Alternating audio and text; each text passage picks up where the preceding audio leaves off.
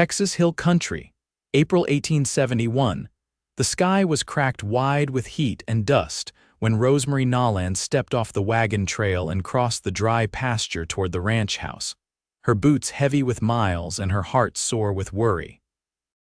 Her dress clung to her legs with sweat, and in her arms she carried all she had left: a canvas satchel, a folded letter, and a stubborn streak that had gotten her this far. She reached the porch, knuckles white around the strap of her bag, and knocked 3 times on the weathered door. It opened before the third knock finished echoing. Standing there was a man tall enough to block the sun behind him. His shirt was rolled to the elbows, chest damp from work, and his eyes, blue and steady, looked her over with more curiosity than suspicion. "Afternoon," he said, voice low and even.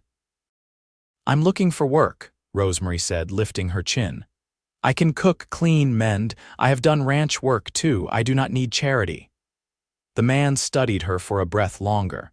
Then, just when she started to feel the weight of silence, he said something that nearly knocked the wind from her. "I have been looking for a wife like you," she blinked. "I asked for a job, and I heard you, but I reckon I meant what I said." He leaned against the door frame, arms crossed. "Name's August Harlan. This is my land. I have 2 ranch hands, 100 head of cattle, and no one to share the table with at night. It gets quiet out here, real quiet." Rosemary's brows drew together. "You do not know me." "No," August said, voice softer now, "but I know what I see, and I know what I need." "You look like someone who does not scare easy." "I am not here for a proposal," she said, her voice tightening. "I get it," August said, nodding. "You want work, I have it. You can stay in the spare room, meals included. If you still want to leave after a week, no hard feelings. But if you start to think I might be worth your time, well, you will let me know." She stared at him, trying to decide if he was kind or just strange, but there was no hunger in his eyes, no game, just honesty. "I will clean the kitchen first," she said. "It looks like it needs it." August smiled and stepped aside. "Come in, I will show you around." The house was plain but solid. Rosemary swept and scrubbed until the floorboards looked like they remembered being pine. She cooked beans and cornbread that night, and August ate like he had not tasted flavor in months. "You cook like someone's mother taught you right," he said between bites. "She did," Rosemary said quietly. Her mother had died in childbirth when Rosemary was 15.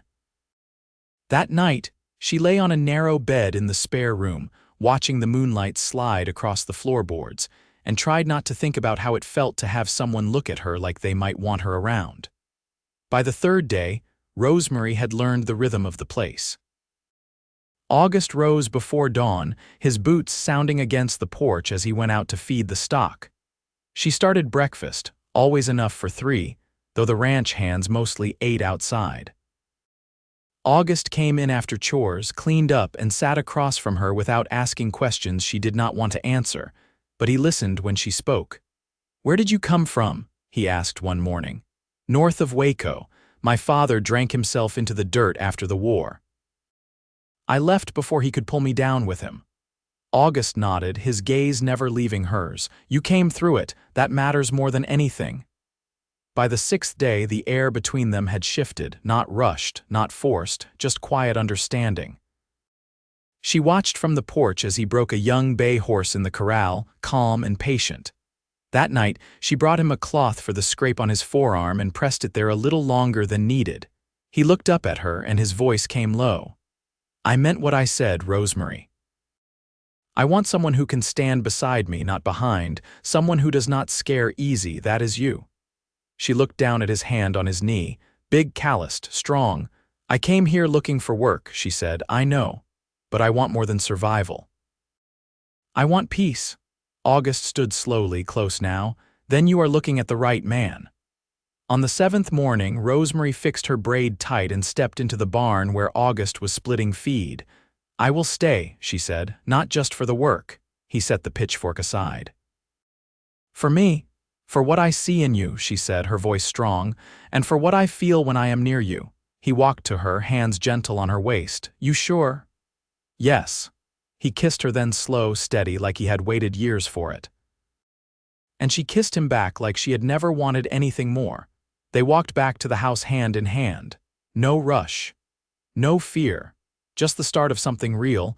The wind shifted in the night, carrying the scent of turned earth and mesquite smoke across the land. By morning, clouds had gathered low and gray over the limestone hills, promising a hard rain. Rosemary stood at the front window, the hem of her skirt brushing her ankles, watching August hitch the wagon beneath the sycamore.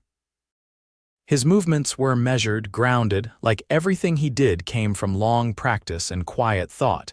He didn't rush, even with the storm pressing close. When he came in, he shook the damp from his hat and set it on the peg by the door. "Need to ride into Fredericksburg today," he said, brushing mud from his sleeves. "Supplies are low and the Smiths got that new shoe for Jasper." Rosemary turned from the window. "I'll come with you." August paused near the stove, eyes lifting to hers. "You sure? We'll get soaked either way," she said. "And I'd rather ride beside you than sit here waiting." He nodded once, then reached for his coat. "Take the oilskin, keeps the worst of it off." The road turned slick by the time they crossed the creek. Rosemary held the reins with steady hands, her back straight despite the wagon's jostle, her eyes scanning the hills like she was memorizing them. August rode alongside on Jasper, quiet as usual, but his gaze flicked to her often, like he was still trying to fit her into the picture of his life. At the general store, August traded for flour, salt, and tobacco. Rosemary picked out a spool of dark blue thread, holding it up in the wavering lantern light. "Thought you said you weren't staying for mending," he said, mouth tugging at the corner. "I changed my mind," she said. "Besides, I like doing work that stays done." They stepped out into drizzle thick enough to soak through cotton, and August reached silently to help her into the wagon. His hand lingered a breath longer than needed, warm against her wrist. On the way home, the rain thickened into a proper downpour. August rode beside her again, the storm pushing them into a small world of water and wind. Rosemary pulled the oilskin tighter, but her fingers shook from cold and strain. When the wagon lurched hard over a rut, August pulled Jasper to a stop. "This won't do," he said. "You're freezing." "I'll be fine," she answered, but her lips were pale. He swung down from Jasper and climbed onto the wagon's bench beside her. Without a word, he pulled his coat off and draped it around her shoulders, then took up the reins. "I can drive." "I know," he said, voice quiet. "But let me do this." She didn't argue. By the time they reached the ranch, the worst of the rain had passed. August helped her down and said nothing when she leaned into him a moment longer than necessary. Inside, she changed into dry clothes while he built a fire in the hearth, the warmth folding into the room like an embrace. That evening, she laid out the blue thread beside the patchwork she'd started. August sat across the table, carving a piece of cedar into something slow and shapeless. "You always make things with your hands?" she asked. "Gives me something to do when the house goes quiet." She pressed the fabric smooth. "It's been quiet a long time, hasn't it?" August didn't look up. "Too long." The silence after wasn't heavy, only full. After supper, she watched him drag the cedar carving through the blade again. A horse, maybe, or a dog.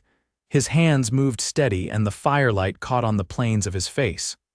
"You ever think about what sort of life you want, beyond the chores and the cattle?" she asked. He set the carving down. "I think about it more now." He looked at her then, steady. I used to think I just wanted safety," she said, "but now I think I want quiet mornings. I want to make things grow. I want someone who sees me and stays." August reached across the table, fingers brushing hers. "Then we want the same thing." She didn't pull away.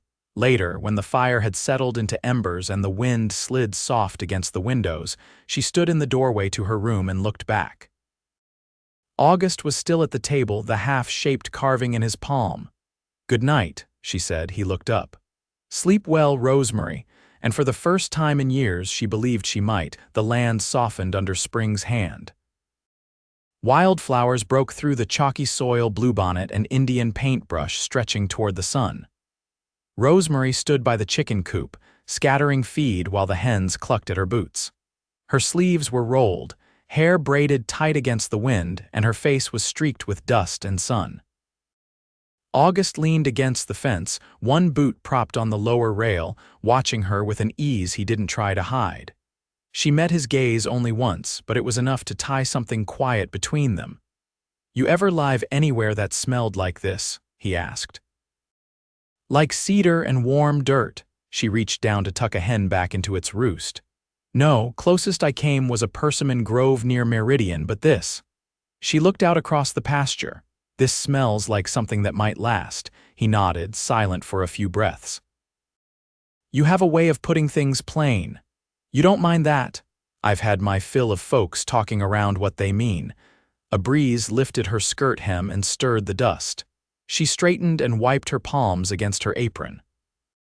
"You always live out here alone." "My uncle used to run this land.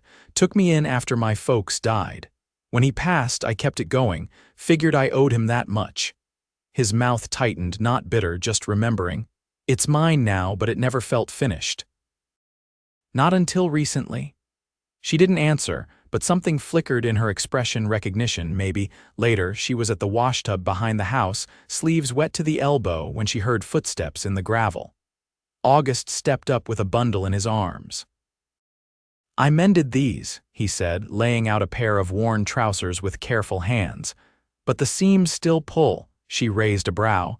"You sewed them yourself." "Only when I run out of excuses not to." She took the trousers, inspecting the stitches. "You're better than most men I've known."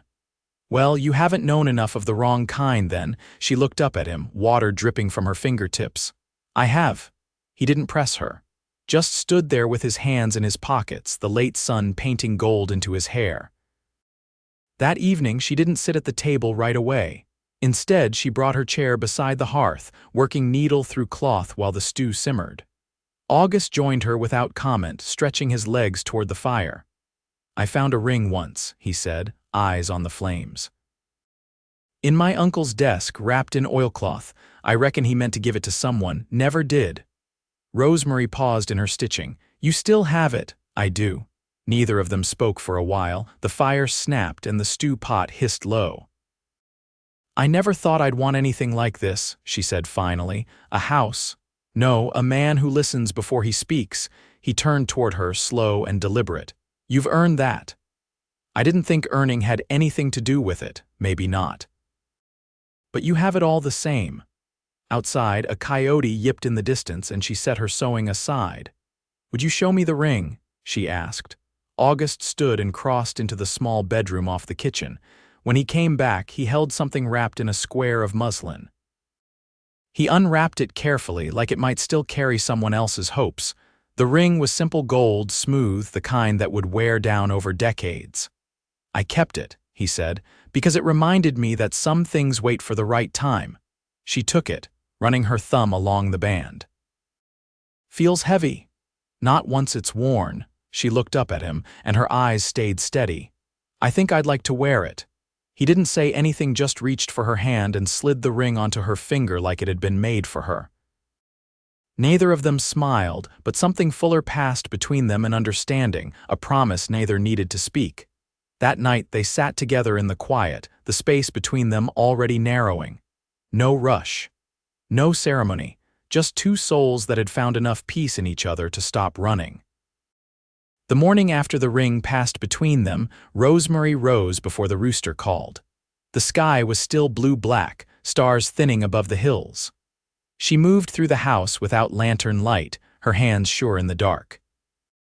She didn't wake August. He'd worked late into the night mending a broken gate hinge, but left a plate of warm biscuits on the table beside the tin of preserves he liked best. Outside, dew clung to the grass in silver beads. She crossed to the garden plot behind the barn and knelt, working rows of young squash with slow care. The soil was loamy from last week's rain, and as she thinned the sprouts, her breath moved steady with the rhythm of the work. She did not hum. She did not speak. She simply breathed in the earth, hands deep in something growing. "Wasn't sure where you'd gone," August said behind her, voice still rough from sleep. She sat back on her heels and looked up at him. His shirt hung open at the collar and his hair was mussed from the pillow. "There's too much to be done to linger in bed," she said. He crouched beside her, resting his arms on his knees. Garden's looking strong. I've been saving the eggshells. Crush them into the soil, helps the roots. I didn't know that. Most folks don't. My mother taught me. August brushed the dirt from a leaf with the back of his finger. You talk about her different now. She feels closer here, Rosemary said. When I cook, when I work this ground, I can almost hear her. He didn't try to carry the silence after that. Just nodded and stood, offering his hand. She took it, and he pulled her up without effort. Come on, he said. I want to show you something. They saddled the horses her on the dun mare she'd taken to using, him on Jasper, and rode past the west pasture where the land dipped into a shallow draw. Prickly pear and mesquite dotted the slope, but down in the hollow, the grass grew thick and green. A narrow stream ran through it, fed by a spring she hadn't seen before. I thought this part of the land was dry, she said, dismounting. Most years it is. But the rains hit just right this spring. August led her down to the water's edge. I was thinking we could build something here, a new pen maybe, or a small orchard. She ran her hand through the tall grass, or a house. He turned toward her then. You'd want to live out here, eventually, she said. Closer to the water, away from the wind that cuts past the ridge. August studied the draw like he was seeing it new. We'd have to clear the brush. I'd help, you always do. The wind moved through the grass as they stood there, and for the first time he reached for her without hesitation. His hand found the back of her neck, thumb brushing just beneath her braid. It wasn't a kiss he gave her, not yet, just the closeness of someone who had nothing left to hide. Later, after the horses were watered and the tack hung, they returned to the house. Rosemary pulled a small ledger from beneath the flour sack in the pantry. She laid it open on the table, smoothing the pages. What's that? August asked. A record. I've been keeping track of what we use, what we need. If we're going to expand, we'll need more than guesses. He pulled up a chair and leaned over the pages. You wrote down how many nails we have, and how many are bent beyond use. I didn't know you were keeping account. I want to build something with you, August, not just walls and fences. A life that holds. He looked at her, long and quiet, then opened the drawer beside him and pulled out a folded scrap of paper. Been meaning to show you this. She took it gently. It was a deed signed, notarized, ink faded at the edges, but the name written in neat script was hers.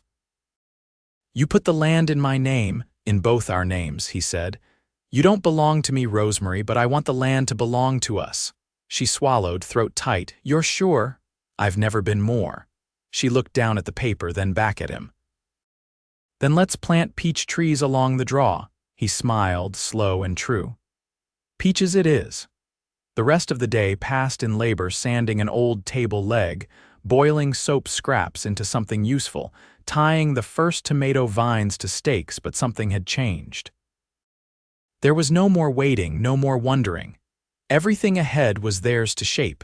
That night, when the lantern was turned low and the crickets called beyond the walls, Rosemary lay beside August for the first time. No talk, no ceremony. Just the hush of two people who had arrived separately, stubbornly, and now chose to stay. He drew her hand to his chest, where the heartbeat was slow and sure. She rested her cheek there and closed her eyes. Outside, the wind passed through the live oaks, and the house held firm. By midsummer, the draw near the spring had been cleared, the brush hauled off in bundles, stumps burned down to ash. The days stretched long and hot, but the work held a rhythm that settled into the bones. August built with quiet precision, and Rosemary moved with the easy purpose of someone who knew what she was building would last. Together they marked out a foundation, squared it by sight and string, and spoke little while doing it. Words weren't needed when the intentions were already shared. One afternoon, as the sun slipped lower behind the hills, Rosemary knelt to sort through a crate of salvaged iron hinges and latches.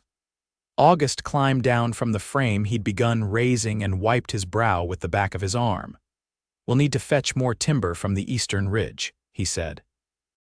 Not tomorrow, weather's turning, but soon.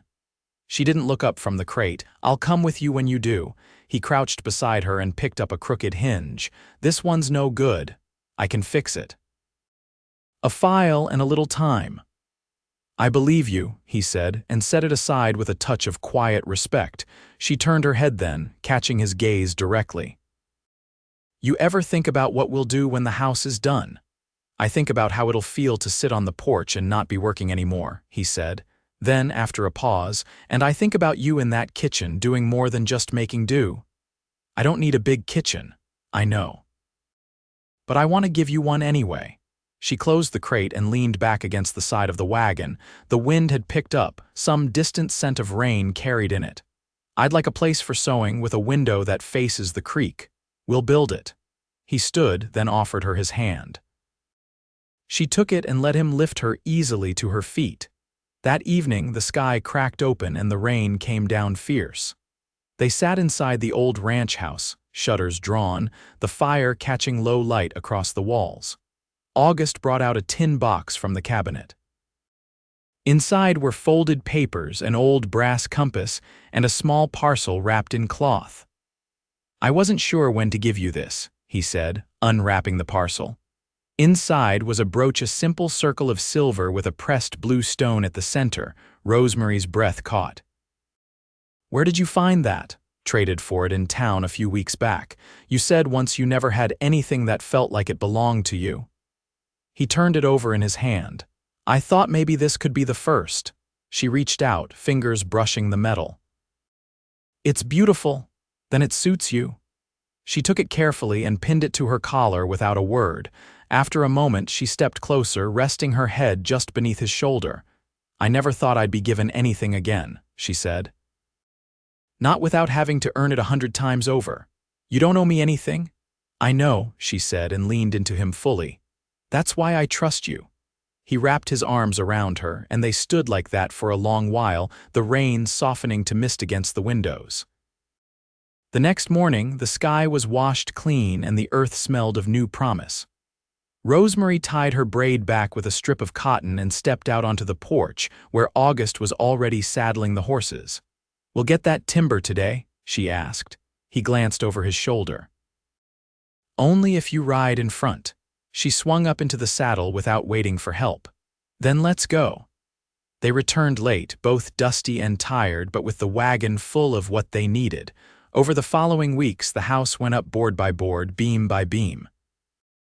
They worked side by side, their hands often brushing, their glances full of quiet certainty. When the last nail was driven and the roof sealed tight, they stood in the doorway together, the late light falling warm across the floorboards. "It's done," Rosemary said. "It's begun," August replied and reached for her hand. They married at the edge of the draw, beneath a stand of pecan trees. The ranch hands stood witness, along with a circuit preacher who rode in from Fredericksburg. There were no flowers, but Rosemary wore the brooch pinned at her throat and a fresh washed dress that smelled of lye soap and cedar. August wore his Sunday shirt and boots polished with bacon grease. When the vows were spoken and her hand rested in his, there was a silence deeper than any words could hold. Not absence, but presence. The fullness of two people who had endured and chosen and now stood side by side. That evening they sat on the porch of the new house. The porch swing still creaked slightly on its chain, but August had checked the bolts twice. Rosemary's head rested against his shoulder and her bare feet curled beneath her skirt. "You ever think we'd end up here?" she asked. "No," he said, "but I hoped." She smiled, eyes half closed. "Then keep hoping. I think we have more years ahead than behind." The sun slipped low and the cicadas began their song. The land around them breathed quiet and wide. They stayed on that porch until the stars came out, the draw below them silver with moonlight, and the world around them held still in peace. Their hands stayed linked, their hearts steady. The past had passed. What lay ahead was theirs, and they would face it together always.